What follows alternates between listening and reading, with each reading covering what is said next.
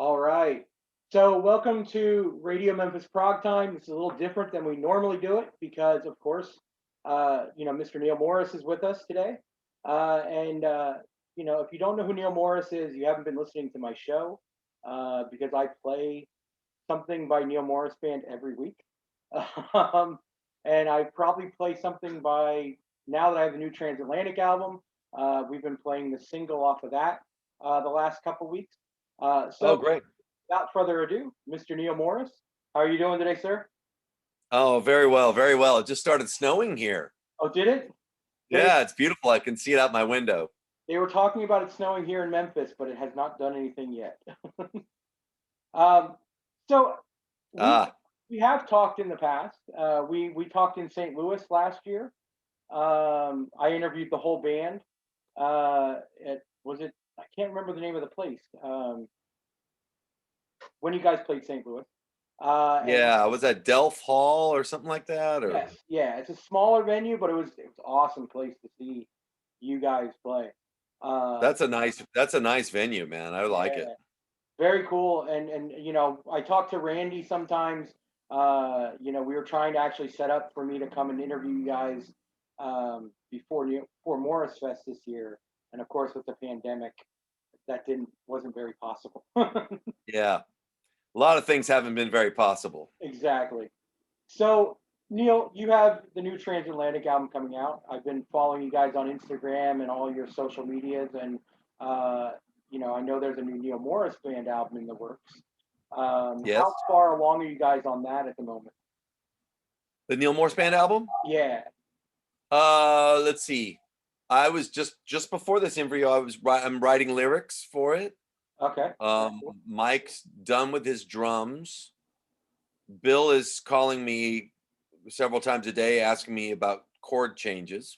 Gotcha. And so everybody's kind of diving into it pretty steadily here. Very cool.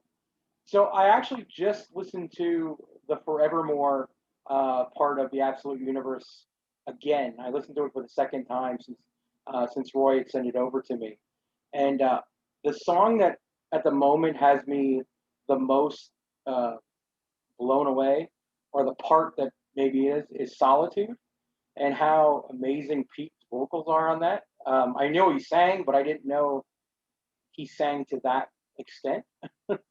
Yeah. Um, and I'm really digging. I mean, I haven't picked out all the little differences between a couple of. Some of them aren't little differences between the two different versions. Some of them are pretty big differences. But uh, Yeah.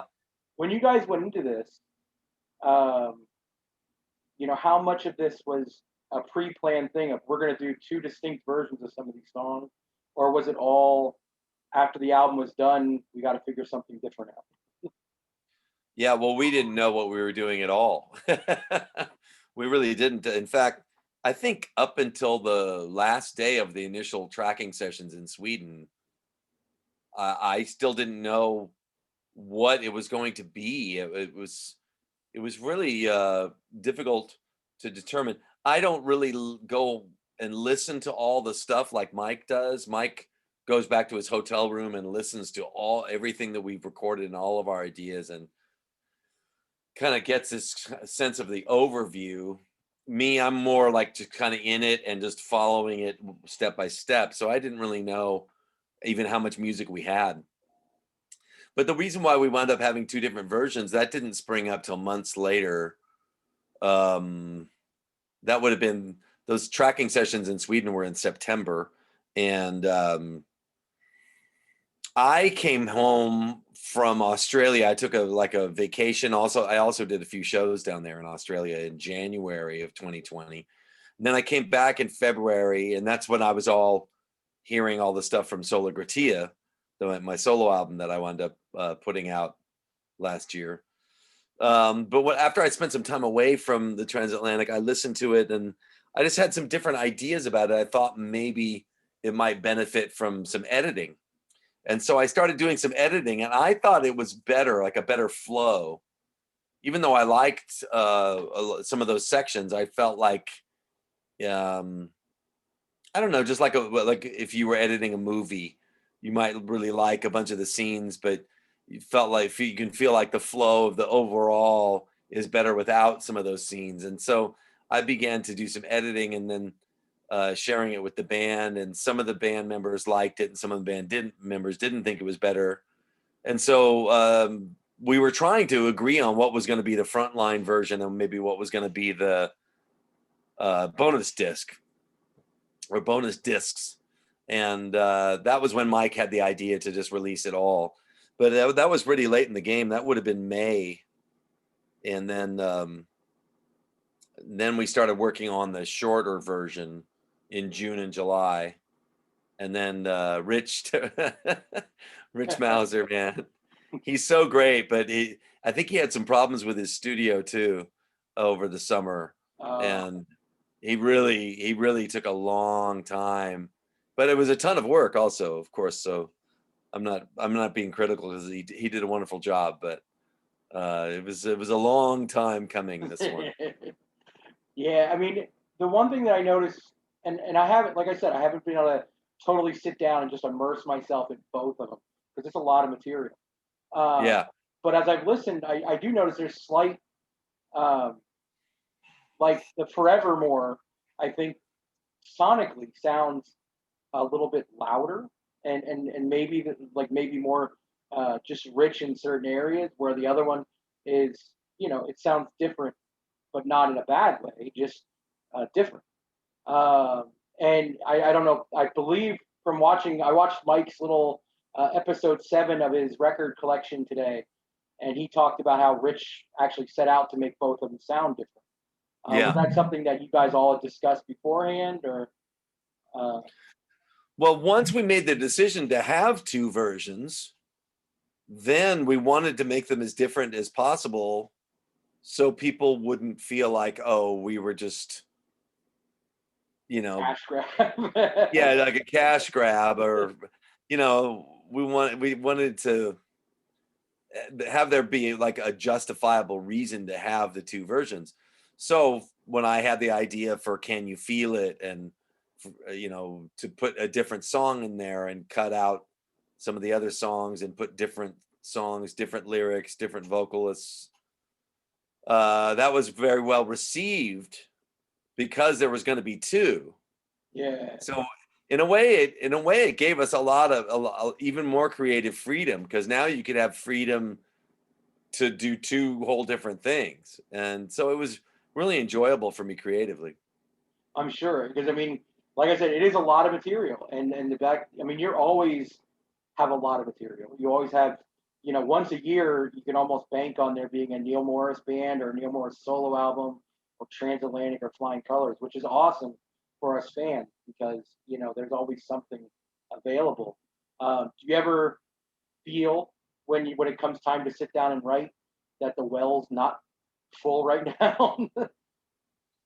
Sometimes, but most of the time I don't usually sit down and write. I write when I'm feeling the pull, when I'm feeling like something's there, or a lot of times I wake up in the morning and I'm just already hearing something, whether I want to or not, because sometimes sometimes I'll really want to rest. It doesn't always come at the times that I necessarily want it to come. Sure. I'll just be hanging out with my daughter in Colorado or something, and I'll start hearing some melody, and sometimes I have to excuse myself and go sing it into my phone, and so I write a little bit more like that, and then I'll know I'll have a bunch of little ideas in my phone. It used to be on handheld cassettes, but now it's in the phone. Sure. And I'll know that I have a backlog, and I need to take the time to really start fleshing these things out, and finding out what they're supposed to be. And I go into my phone still, and I look at some of the periods where I was writing for the Transatlantic album. There's a ton of stuff, a ton of voice memos that didn't get used. Oh, really?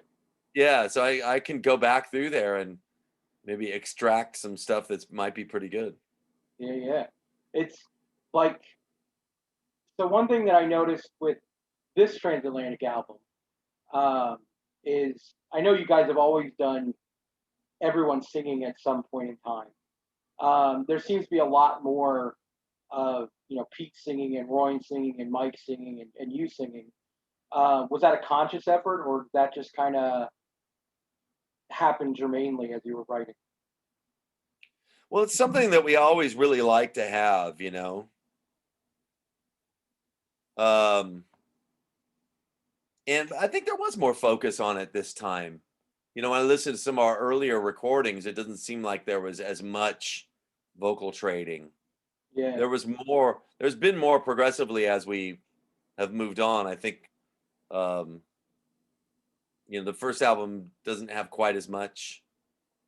And then, the next one a little bit more. And then the Whirlwind has even more, and so on. So it seems like something we've been working towards.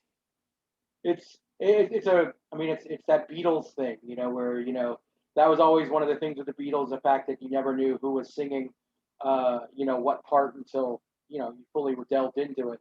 I spoke to Steve Hackett a couple weeks ago, and we got on a Beatles tangent. And I know you and Mike always do well, Mike is now doing it with his daughter, the Guess That Song by the Beatles kind of thing. Was that, I know on some of the transatlantic stuff, there was, with Sweet Charlotte Pike, you guys did the medley with Abbey Road, kind of combining it live. Um, what I know this is a tough question because you guys are so far along in all of your careers. What do you think influenced this album? Was it something external, or was everything more of an internal influence? I think it was mostly internal. I don't know. I mean, I think we're all carrying a body of influences with us all the time. And we have a lot of the same influences because we like this, a lot of the same music. We're all, influenced by the Beatles and Genesis and Yes and Jethro Tull and ELP and all of that stuff and more, of course. So yeah, I think all of those influences are there, and then hopefully we're bringing our own, uh, the influence of Transatlantic into it. Transatlantic has sort of become its own kind of thing, Yeah, and more than just a side project. As soon as we sat down to play, I feel like, oh yeah, this configuration of players has a particular. It just has its own particular sound, which is really great. sure. How much guitar did you play on this album, or were you primarily just playing keyboards this time? I played a lot of the acoustic guitars, I think, are me. I didn't play any electric. I don't remember playing any electric, maybe electric sitar, Oh, a little bit on the Forevermore version. On the abridged version, on the Breath of Life version, I played more guitar. Um, in the overture on the Breath of Life version, that weird ring modulator guitar thing, that's me. okay. And some other things. I just threw in things as it was going along. I'm playing a lot of the guitars on Can You Feel It? And I think in that fiddly bit right before the end too. I don't know. I'd have to listen. I've forgotten now. It's been so long. Yeah, I mean, it's a year since at least since you recorded it, right? Yeah, well, I did a lot of that stuff in June, but that's long enough. Yeah. Um, so of course we know normal touring isn't happening. Do you guys have any plans to do any kind of live streaming thing, maybe? As a way of bringing some of Well, this we've music. we've wanted to, but it is quite a challenge. Right now there's, just even getting together is really not even possible yet, Yeah. and so trying to plan anything is very difficult, and so we're just waiting right now, really. Yeah. So what for the Neal, I know you can't probably talk about it because the album's of course not out yet. Uh, the Neal Morse Band album. Yes. What I don't want to, of course, after coming off Similitude of a Dream and The Great Adventure, both those albums being, extremely powerful, especially seeing them live, um, in terms of the story element. Would you say this one's more story, or is this one more concise songs? If you can even say anything, and uh, Yeah, I don't want to. I don't want to say too much about it, because we're yeah, like I said, we're working on it now, gotcha, and so I don't want to say too much, not a but problem. I will say at this point, it doesn't look like it's going to be a concept album. Oh, So it is like individual tracks, individual thoughts, individual songs. There's quite a few longer pieces. So we'll have our share of epics, and yeah, it's a really good record. I've just been diving into it again. I hadn't listened to it much since we tracked it several weeks ago, yeah. and so yeah, it's It's good. it's exciting. One thing that, like I said, at Radio Memphis, my prog show, I play um, a lot from Similitude and The Great Adventure, because when not to be all fanboy and gushing, but long time ago when Testimony came out, that album um, hit me at a time in my life where there was a lot of things going on, and I Am Willing still will bring tears, of something to my eyes. I don't know, it's not joy, but it's not sadness anymore. Um, That's and great. and so, like, listening to Broken Sky, Long Day, and then of course, Love That Never Dies, those two final songs, me and my co-host uh, will sit in the studio and do our phones back and forth like we're holding lighters up, because we're both singing them like goons at the top of our lungs. She hasn't been able to do the show with me lately. She's actually going through her own a little bit of cancer situation. So I always dedicate Love That Never Dies to her, because I know that was a song that she wasn't able to go to the St. Louis show with us.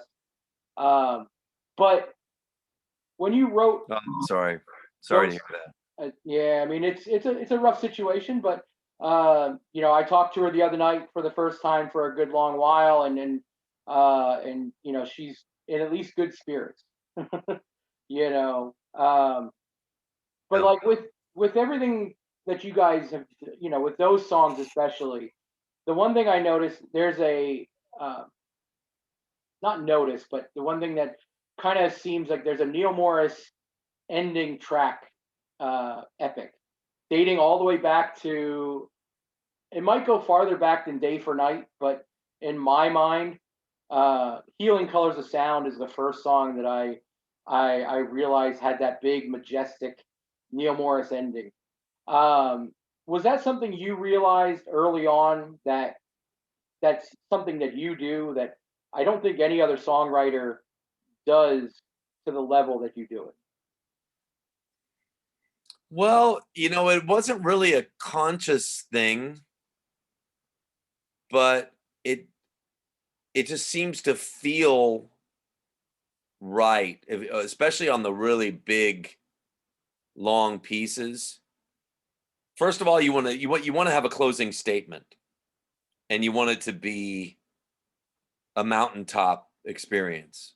I think that's what if you've gone on this whole journey, there's usually a lot of darkness and light and stuff going on, and then when you come to the end, you want to feel like, when you play it live, you want to feel that way. You want to feel like you left the whole room in this very high elevated place, and it just feels like the way to do that a lot of times is to say something really important, and the slow music theme thing um seems to be rather natural. A lot of the earlier progressive pieces, like let's take Heart of the Sunrise. Sure. You know, at the end, love comes to you, then after, right? You know, and it's just like, dream on. Yeah. It's total mountaintop. And I think of Pictures of an Exhibition by ELP, yeah. ELP, you know? There's no end to my life, right? Yeah. Big statement and big chords, and that seems like what those pieces want. And we've tried at different times to not do it because it seemed rather trite. Um, for example, on Spock's Beards, At the End of the Day, we should have. In fact, when I played it live, I'm like, guys, let's just go back into Go to the bum, halftime. bam, bum, bum, bum, bam, bam, bap, bap, bap. Instead, on the record, we went into that sort of Genesis-y doom, doom, doom, doom, Oh doom, yeah. doom thing, because we were just like, we just can't keep doing this same formula. And I appreciate that, but some things just, you never get tired of it being the way that it is. I never Yeah. get tired of a really good dessert after a really good meal. I don't say, I had dessert before. No, Right? it does. It hits like you know that like when you guys posted last year. I don't know if it was Mike that posted or Randy posted it. It was just a clip of you guys standing around and singing the big harmony halftime section in A Love That Never Dies. I think it was before your first show even for the tour, and it was like that is what yeah, that's what it needs to be. It's that slow, just it's like kind of like I think of the end of Awakened by Yes, where it goes to Mhm. that 2/4 halftime thing, and it hits you. And maybe it's just a prog nerd thing that hits me every time, but it hits me every time. Well, that's what you're looking for, that kind of really inspired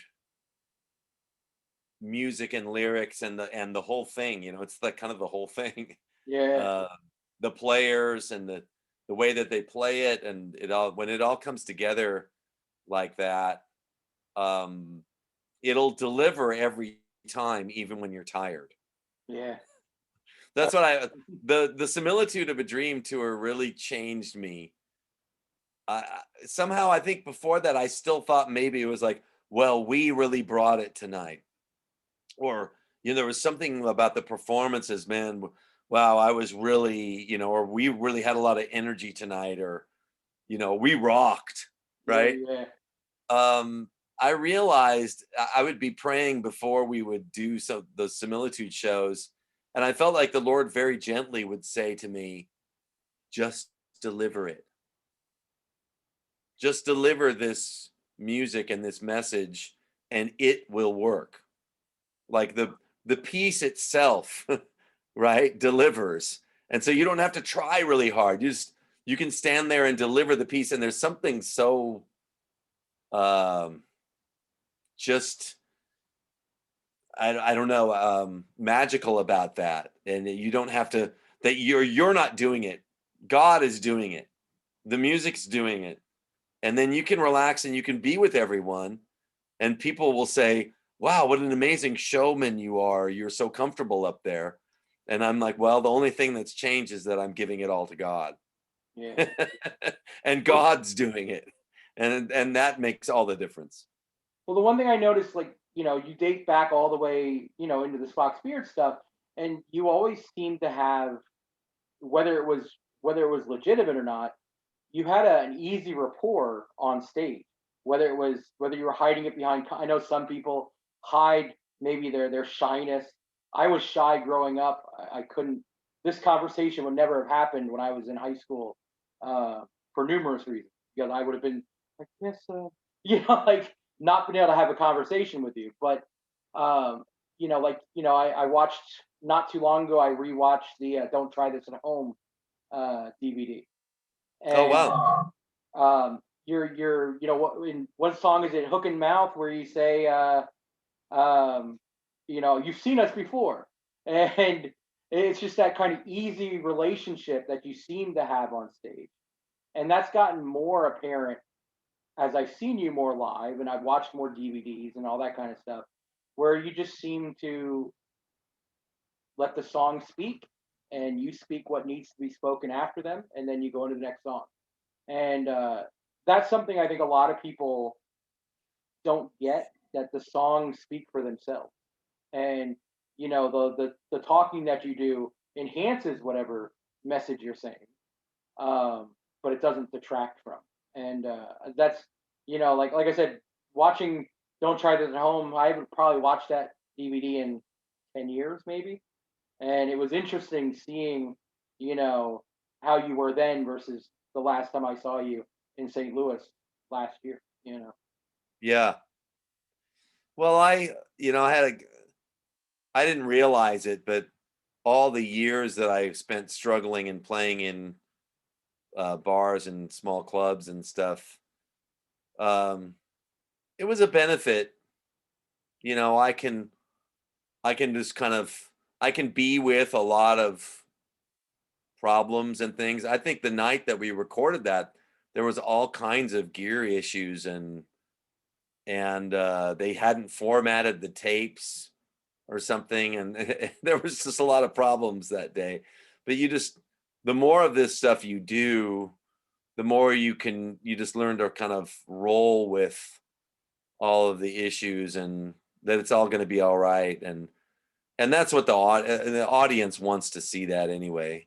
You Yeah. know, they want to see people, you know, comfortable being with them.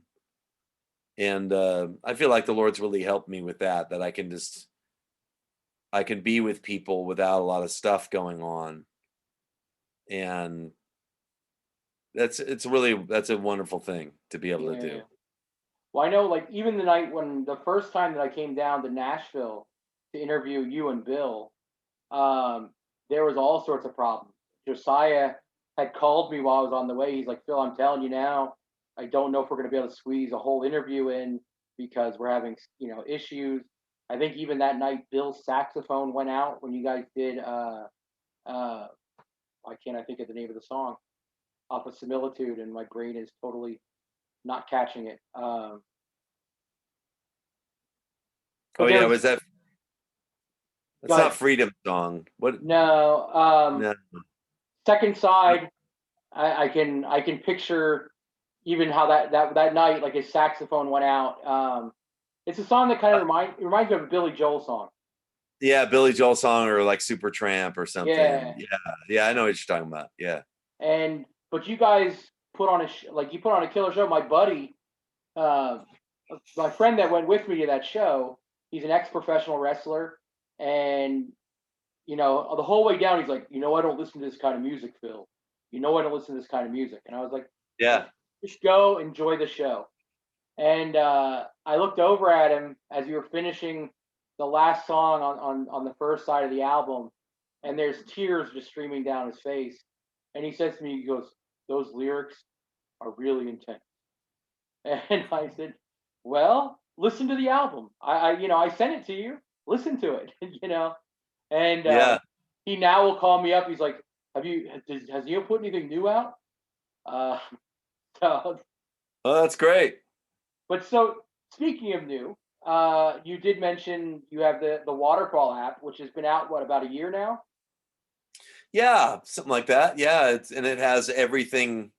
Tell the guy about the app Yeah, if he wants to hear more Neal Morse. I mean, that has everything of mine, everything of the Neal Morse Band, all the Flying Colors stuff, all the Transatlantic stuff, all the Spock's Beard stuff, and more. You know, I mean, it's got, you know, all kinds of. I mean, you can listen to that for days and days and days. Yeah, it's the Waterfall. You can subscribe to it. Go to waterfallstreaming.com, and you can have it all on your phone, and yeah, it helps support me. So I would appreciate it. definitely. I will actually include that link in the video when I post the video up on Monday, Oh, and good. all that kind of stuff. Uh, So on the Waterfall app, I know you released some stuff that's not necessarily available in any other media. What was the newest thing that you guys released, or maybe the thing that you were like most excited to be able to bring the fans that they never heard before?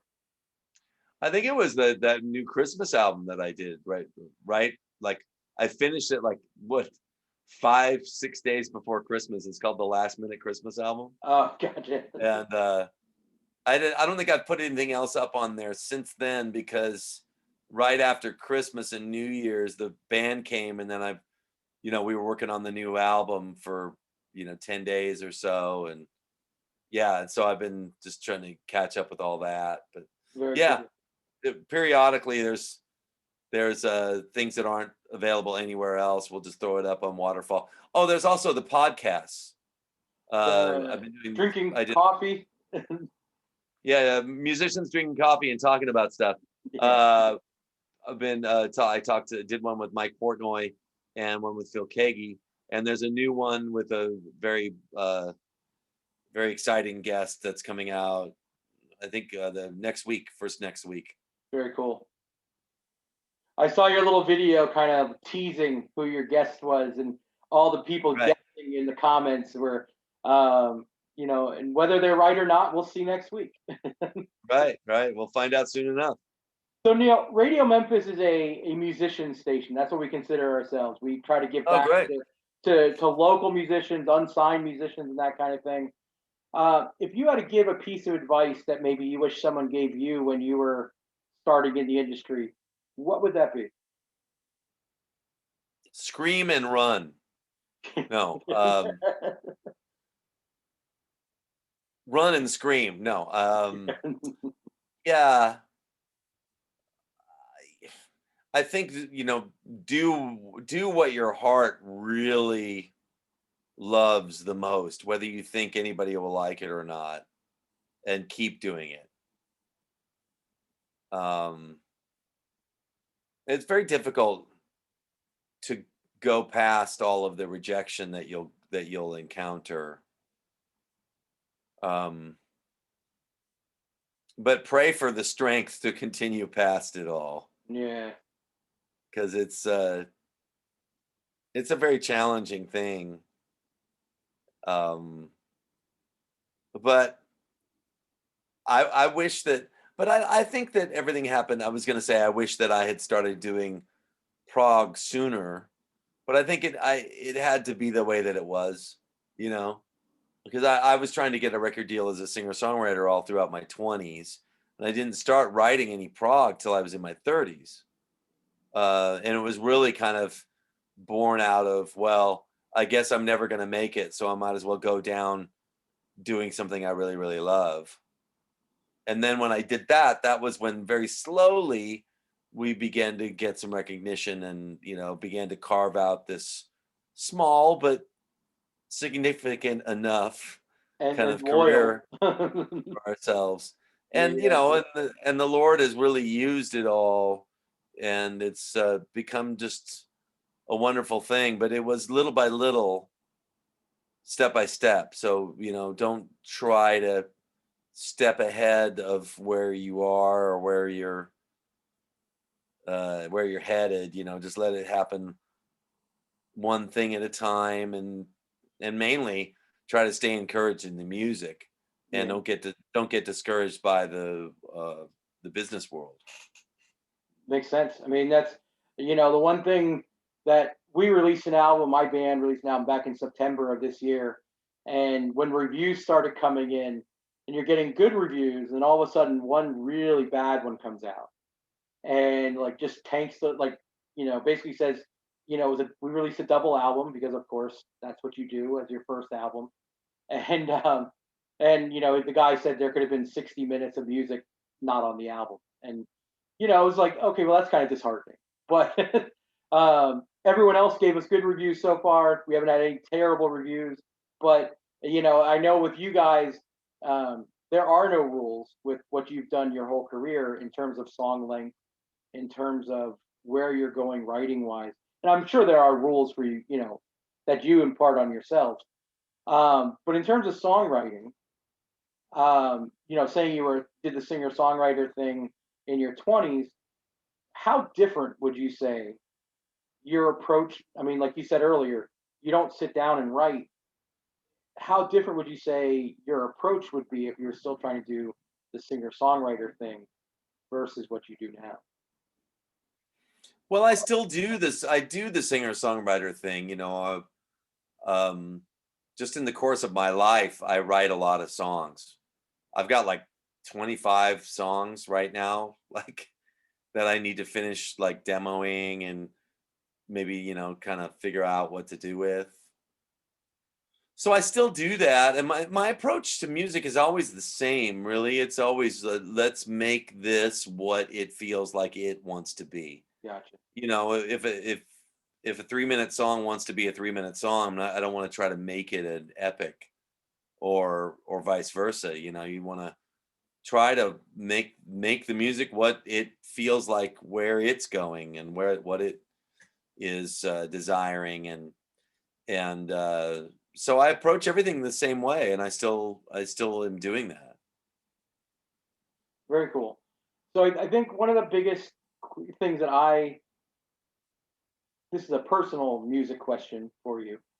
As from Spock's Beard to Neal Morse Band or Neal Morse solo to Transatlantic, the Flying Colors, the role that you take, whether it's as a singer playing guitar, keyboards, um, eh, how distinct do you think you need to make? Whether you're playing guitar on something, or Casey singing in Flying Colors, or is Neil singing in Flying Colors? Is that something anymore that between you guys that it just happens naturally, or is that more, um, you know, you get, you know, you get in the ring and spar it out a little bit, you know? No, it happens very naturally. Um, I've learned in all these different groups of musicians, you kind of learn what works. What's the best way to navigate the waters. And like, for example, I've learned with Flying Colors it works better if I don't bring in a lot of anything that even seems finished. Uh, Like the more raw it is, it seems like it works better. It's better for me to bring in partial things, because if I write a whole thing with lyrics, a lot of times if I went that far, that means I liked it pretty much, and gotcha. I like the way it is. Yeah, And that can be hard when you get attached, and then the band wants to change it, and you wind up upset. And that happened to me a couple times, and so I try not to do that. Whereas, every group's a little different, and you can learn what works in each group. sure. It's like the Sting thing from back in the day where he was talking about how it's like insulting your children if someone says something about your song. Um, and so I always think back to like when it comes to writing, or when I think about other bands writing, I always come back to because one of my first big influences was the Police, and Ah, I watched. There's a video, and I don't even know if it still exists. I had it on VHS back in the day, called "From Outlandos to Synchronicity," and mm. um, it showed them actually fist fighting on the train over little parts, like little transition parts that they were going to do live, and I was like, well, I never want to be that band, you know. Right. uh, Yeah, well, I was telling my granddaughter, who's a singer and wants to be an artist, just yesterday, about how, if you can not get attached, it doesn't have anything to do with you. Whatever people say about your art, really, it's not personal. If they don't like, you want to get to that place where, if people don't like it, if nobody likes it, that's okay. I still like it. I did yeah, it. I'll move on, kind of, so you're not so destroyed by it all. very cool. Well, Neal, I want to thank you for taking your time out. I know like you said, you're working on lyrics, so we're taking some time away from that. Um, Basically, anytime you want to promote anything, Roy knows how to send me music, whatever. You want to come on for an interview or any of the guys. I talk to Randy sometimes. We actually interviewed Randy and his wife back at the beginning of, I don't want to say it was the beginning of the summer because it might have been back at the beginning of the pandemic. Uh, Time is just not the same anymore. Right. But, you know, we love, like I said, we love the Neal Morse Band. You guys were one of the first artists to ever give Radio Memphis the Progtime show any kind of anything. Randy was our first guest, and then you and Bill were the first live thing I ever went to do. So you guys will always have a place at Radio Memphis, whatever that means to you. Well, thank you, man. I appreciate it, bro. Definitely. Thank you. Thank you very much. This will be coming out for anyone listening and for you. I'll be releasing this Monday evening on my show at 7:30 p.m. I'll be putting it up on YouTube at the same time.